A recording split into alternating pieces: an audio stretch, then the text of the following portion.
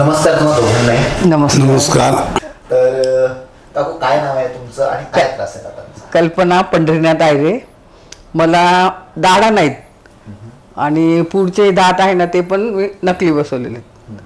किती वय आहे काकू तुमचं? माझं 59. 59 वय. किती वर्ष झाले काकू हा त्रास होतोय तुम्हाला? जवळ म्हणजे लग्न झाल्यानंतर एक बाळ झाल्यानंतर मला म्हणजे दाढा वगैरे मग पहिले दुखायच्या किडल्या आणि दुखायला लागलं की मग काढून टाकायचं. पहिले म्हणजे एवढी काही सुविधा नव्हती आणि असं करता करता म्हणजे माझ्या सगळ्या दाढा काढल्या गेल्या. पाठीमागं फक्त एक शेवटची दाढ सोडली तर बाकी सगळ्या दाढा माझ्या गेलेल्या आहे आणि तेव्हापासून तर आतापर्यंत मी तसंच खाते. 20-25 वर्ष. हां. आणि जास्त झालेत. आणि परत झोपली ना की झोपल्यानंतर माझं जीभ आहे ना ती दातांमध्ये म्हणजे असं जागा नसल्यामुळे मग ती चावली जायची. तेही दुखणं मी खूप दिवस झालं सहन करत होते. मला आता एक प्रश्न पडतो, इतक्या वर्ष तुम्ही त्रास काढला याचं काय कारण, मुख्य कारण काय? म्हणजे असंच काहीतरी म्हणजे कोणी गेलं डॉक्टरांकडे की म्हणजे असं म्हणजे कोणी व्यवस्थित आता तुम्ही जसं सांगितलं तसं म्हणजे कोणी सांगत नव्हतं. मग कोणी म्हणायचे की काढ घालायचे बसवा, कोणी म्हणायचे नाही मग हे होणारच नाही, मग खर्चही आवाच्या सवा. त्याच्यामुळे मग आर्थिक कारण होऊ शकतं का काकू की आपण 20-25 वर्ष आपण चला डॉक्टर आपण शोधले पण आर्थिक कारण मुख्य असू शकतं? हो, आर्थिक कारण तर होतच, कारण मुलांची फी वगैरे भरणं याच्यातच म्हणजे आमचं एक स्त्री म्हणून तुम्ही पूर्ण स्त्रिया सहन करत होते. मेन कारण म्हणजे काय आहे की त्याच्या अगोदर लोकल ट्रीटमेंट आम्ही केले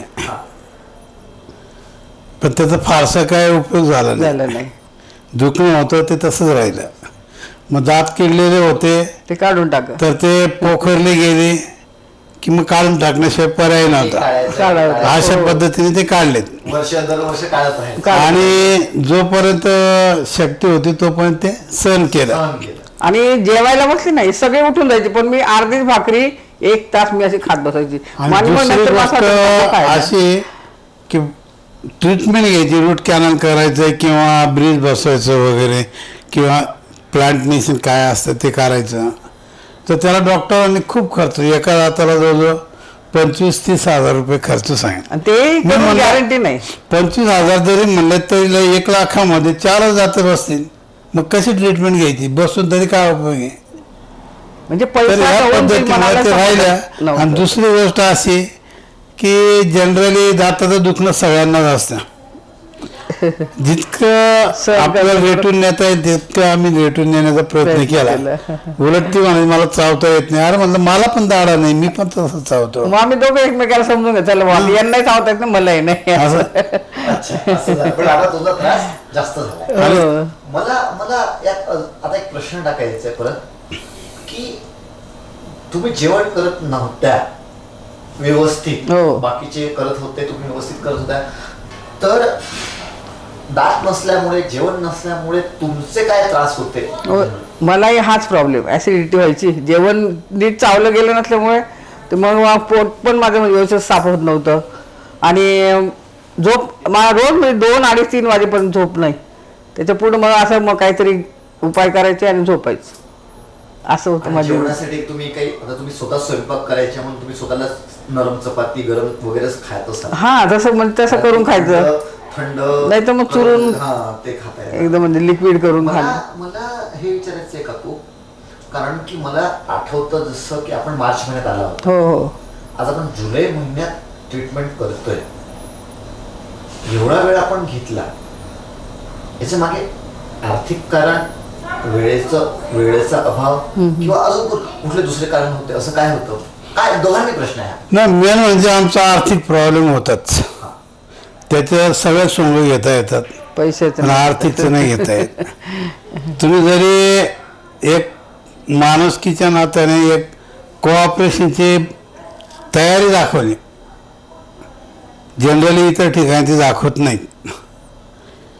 म्हणून आम्ही तो विचार केला आणि मी आता प्रश्न जोडतो जो तुमच्या मुद्द्याचा आहे, तो म्हणजे तुमच्या सर्जरी केल्यानंतरच्या सर्जरीच्या दातांच्या काय अपेक्षा आहे? चांगलं म्हणजे चांगलं तेच मिळणार आहे अशी मला म्हणजे अपेक्षा आहे. आणि दिसायचं कसं असेल, दिसायला चांगलं झालं पाहिजे. हा, मला आता दिसण्यावरून आठवलं, दात नसल्यामुळे तुम्ही असं लग्न प्रसंगात कुठे गेला, कुठे फोटो काढण्याचं कुठे आलं तर तुम्ही असं मागे सरकता का, की नाही बाबा माझे दात व्यवस्थित नाही, मी हसत नाही, जाऊ दे, 4-4 मी जास्त जात नाही, असं होतं का? होतं ना. मग जेवणाचं डॉक्टर मी पंक्तीत तर कधीच पोट भरून जेवलेली नाही. अरे देवा. कारण का म्हणजे ते जेवण असं असतं की ते आपण नीट म्हणजे गाय घरी कसं आपण निवांत खाऊ शकतो, मग सगळे उठून जाताना आपण ना. जेव्हा आम्हाला कळलं ना, अरे होतात दुखतंय काय, थोडं सहन करायचं. पण जेव्हा पेन किलर एक्सरे काढला, फोटो काढला, तेव्हा समजलं. ते तेव्हा पाहून असं वाटतं खरंच गरजेचं आहे. हे लाग घ्या सोबत 1-2 घ्या म्हणजे तुमच्या लक्षात येईल. बिंदास. हा, घाबरायचं नाहीये, सवय नाहीये जेवणाची म्हणून तुम्ही घाबरताय. फोड 1-2 असे 2-3 घ्या, टाका. दवाखान्यात येत आपण, काय झालं तरी हा, किलो थांब. येऊ दे असं काही नाही, येऊ दे. येते मग. किती दिवसांनी दाढ्याने खाते मी, व्हेरी गुड, व्हेरी काल चावून घेऊ नको. नाही तर मला दाढीने खाता येत नव्हतं. हा, आजचा चावायचं दाढीने चावून. काय प्रॉब्लेम येतो का चावायला? घ्या. ट्रायल आहे. हा, आणि आता चावा. हे काय भाकरीपेक्षा कडक आहे बिस्किट, खाल्ला. बरोबर आहे? दोन्ही बाजून चावून दोन्ही बघ. बाजूनी चावा. येतंय? आता जास्त स्वयंपाक करायला लागेल. त्या म्हणाला होता ना मी खात. 3 दिवसापूर्वी आपली भेट झाली. 3 दिवसापूर्वी दात बसायला तुम्ही आला होता. 3 दिवसापूर्वी थोडंसं नर्वसनेस, टेन्शन होतं की कसे दात बसतील. भीतीच होती मला. आज गुरुपौर्णिमा आहे, 10 जुलै 2025. दात बसले. गुरुपौर्णिमेच्या दिवशी दात बसले, योग आला, आम्हालाही बरं वाटलं. तुमचा अनुभव काय आहे? मला म्हणजे आज एक वेगळंच काहीतरी वाटतंय की माझ्या जीवनात म्हणजे नवीन काहीतरी मला मिळालं. म्हणजे याच्या आधी जे आहेत ना की मला कुठेतरी कमीपणा वाटायचा आणि मला म्हणजे दातांचा प्रॉब्लेम आहे, पण अजून म्हणजे माझे गाल वगैरे चावले जायचे, त्याच्यामुळे थोडी भीती वाटायची, चिडचिड व्हायची. चिडचिड व्हायची की म्हणजे असं होतंय, याच्यामुळे दुसरा काही प्रॉब्लेम नाही हवं. कारण असं उदाहरण आहे आमच्या घरात की गाल चावल्यामुळे त्याच्यात गाठ झाली, त्यात अनेक वेगळं अजून कॅन्सरचं रूपांतर झालं. तर मग मला ते एक टेन्शनच होतं की मग असं म्हणजे नेहमी मला असं गाल चावण्याचा प्रॉब्लेम होतोय, तर असं काही होतं की काय का मला. आता तुम्ही खाऊन पाहिलं, खाण्याचा काय अनुभव होता का तू? छान म्हटलं आज मला, आज मी असं काहीतरी करून करून खाल्लं. नाही तर असा आवाज येतच नव्हता. आवाज येत नव्हता असा. मला काकांना हा प्रश्न विचारायचा आहे. काका, तुम्ही माझ्याशी चर्चा आपली सुरू आहे, फोनवर आपण बोलतोय, तुम्ही प्रत्येक वेळ काकूंसोबत आला, काकूंना दात नव्हते, तो त्रास तुम्ही पाहिला होता. आज दात बसल्यावर पहिली प्रतिक्रिया काय तुमची? पहिली प्रतिक्रिया म्हणजे जे अनेक दिवसापासून चाललं होतं, वर्षापासून चाललं होतं, त्याची फल प्राप्ती झाली आणि तिथं दुखणं दूर झालं. आणि तुमच्यासारखे डॉक्टर, एवढं कोऑपरेटिव्ह डॉक्टर मला पाहिले नाही मी तरी आजपर्यंत. म्हणजे तुम्ही एवढं समजून सांगणं, म्हणजे मनातली भीती दूर करणं आणि कोऑपरेशन करणं, या गोष्टी खूपच आवडल्यात. म्हणून आम्ही तर ट्रीटमेंट घेतली, मी माझी पण घेणार आहे आणि अजून 3 पेशंट आहेत ते पण मी त्यांना. मला सर्जरीचा अनुभव ऐकायचा आहे तुमचा. तुम्ही जी भीती होती सर्जरीची, पहिल्या दिवशी थोडंसं तुम्ही घाबरलेल्या अवस्थेत होता, सर्जरी तुम्ही केली, सर्जरी नंतर घरी गेला, तो काय अनुभव होता? सर्जरीचा अनुभव, घरचा अनुभव? म्हणजे असं काही वाटलं नाही मला. म्हणजे मी दात काढलेत आणि आता मला म्हणजे असं वाटायचं की 3 दिवसात दात बसवतात ते. कारण याच्या आधी मी अनेक जणांचं पाहिलं की 6-6 महिने, वर्ष. आज दुपारी माझ्या बहिणीचा फोन आला होता, ती म्हटली, काका तुझं तोंड सुजलं नाही का? म्हटलं नाही, म्हणजे माझ्या बिनबाईंचं तर हे मोठं तोंड झालं होतं. पण मला तसं काहीच म्हणजे वाटलं नाही. म्हणजे असं दात काढले, खूप असं पेन होते, असं काहीच वाटलं नाही. तुम्ही सुनबाईंना प्रश्न विचारतो.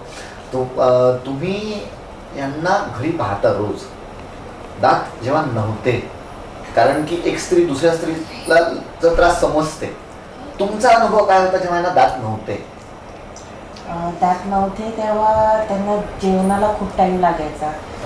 प्रत्येक वेळेस मी जेव्हा लग्न करून आली तेव्हा मी पण हा विचार केला की बराच वेळ झाला अजून जेवण कसं होत नाहीये, पण नंतर नंतर मला कळायला लागलं की अरे नाही, दाढा नसल्यामुळे ते हळूहळू जेवलं जातंय. कधी कधी मला असं वाटायचं की माझं स्पीड जास्त आहे का, तर मीच एकदम पटपट खाऊन जाते आणि मग कसं काय एवढा वेळ लागतोय, पण नंतर कळलं की दाढा नसल्यामुळे हळूहळू जेवण होतंय. दरवेळेस मग मी हे सगळे उठून गेले ना, मी अर्धवट जेवण तसं ताटात ठेवायची. त्या दिवशी त्यांचं मला जरा वाईट वाटलं, ते म्हणाले की मी कधीच पंक्तीमध्ये भरपेट नाही जेवले. नाही गेलं. मला आता तुम्हाला विचारायचं सर की तुम्ही चिरंजीव आहेत, आईचं दुखणं आपण पाहत होता, आज दात बसलेत तुमच्या समोर, त्यांनी खाऊन पण पाहिलं. ओव्हरऑल एक्सपिरियन्स काय आहे तुमचा सर? खरं सांगायचं तर पहिल्यांदा जेव्हा यांनी सांगितलं की 3 दिवसात दात बसतात, मी म्हटलं अगं शक्य नाही, ती मार्केटिंग स्ट्रॅटेजी म्हटलं. ते सांगतील तुला ट्रीटमेंट चालू करतील, पण महिनाभर कसेही लागेल. तिने मला तुमचा यूट्यूबचा व्हिडिओ पाठवला.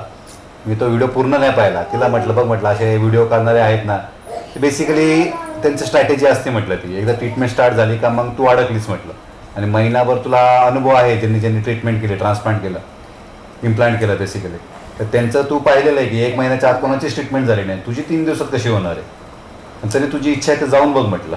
पण जेव्हा ती इकडे आली, इकडचं वातावरण तिने जे डिस्क्राईब केलं ना मला घरी, की मला वाटलंच नाही की, मग ती सांगत होती की मला वाटलंच नाही मी हॉस्पिटलला गेली, क्लिनिकला गेली, मला असं वाटलं की मी आपल्या दुसऱ्या घरात जाऊन आली आहे. आणि तिकडचं वातावरण एवढं फ्रेंडली आहे, म्हणजे डॉक्टरसारखे वागत नाही, किंवा तिथलं जे एन्व्हायरमेंट आहे फुल कम्फर्टेबल करून मला त्यांनी हे केलं, आणि कशी ट्रीटमेंट होणार आहे, काय होणार आहे, सगळ्या गोष्टी सांगितल्या.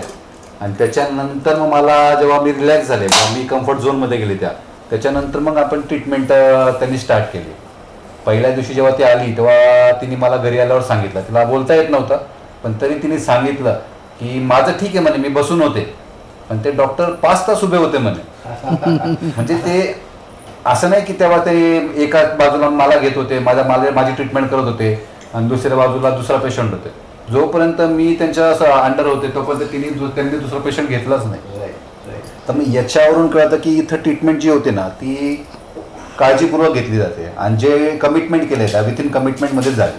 आणि आज जेव्हा 3रा दिवस तिला जेव्हा पाहतोय, ठीक आहे, तिला खायचा अनुभव तर तीच सांगू शकते, पण ज्या मनमोकळेपणे तिला स्माईल करते ना, ते स्माईल खूप महत्वाची आहे. त्या स्माईलसाठी जे ट्रीटमेंट आहे